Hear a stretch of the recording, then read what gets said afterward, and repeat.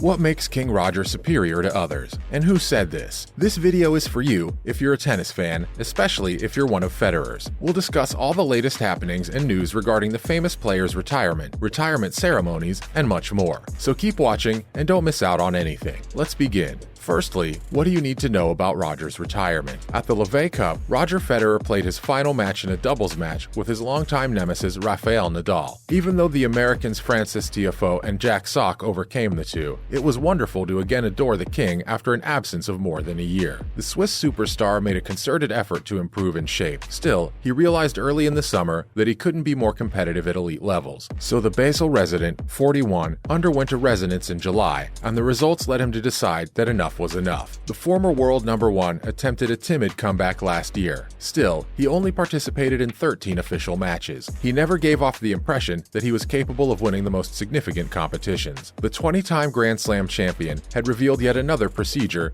after making it to the round of 16 at Roland Garros and the quarterfinals at Wimbledon. The maestro assured everyone that he would stay in tennis when he retired and embraced the idea with serenity. Tomas Berdych outlined Federer's merits as the greatest player ever in an interview with ID-ness. Up next, what does Tomas Berdych say about Roger Federer? If one were to make numerical comparisons of the greatest aces, one might find justifications for many players. The most objective metric may be the total number of Grand Slam victories. Still, some athletes have made a significant impact, Berdych said. I believe Roger Federer will have a more significant impact than Djokovic. He's a more prominent icon, in my opinion, than Nadal. Perhaps because he began this era of greatness. No accomplishments can compare to what he's done for tennis, Berdych declared. After Federer's retirement, Berdych claimed that the Swiss player's prowess and performance on the court increased the number of spectators and players. Because of his talent and performance on the court, many people began to watch matches or to play themselves. That distinguishes him from other people, even though I can certainly appreciate if a fan has a particular affection for players like Nadal or Djokovic, he added. Although Roger Federer has 20 Grand Slam victories to his credit, he also mentioned his life outside of tennis in his retirement statement. His family and other off-court activities are included here. Mirka Federer and Rafael Nadal's prolonged hug was too much for the crowd to handle. I love that Mirka understood and wanted to give Rafa the longest hug. I love it. SM, a fan wrote in a tweet. So, who is joining Roger in retirement? Andreas Seppi, a former number 18 in the world, has declared his retirement from tennis after this year. Seppi, 38, began his career in 2002. Seppi is prepared to leave the world of professional tennis after 20 years on the ATP Tour. Seppi is only 2-5 on the significant level this season. Seppi believes it's time for him to retire from professional tennis because his performance has deteriorated in recent months. Seppi has won 3 ATP championships throughout his career. Seppi had a career-high ranking of number 18 in 2013 for the world. Seppi's current position in the world is barely outside of the top 250.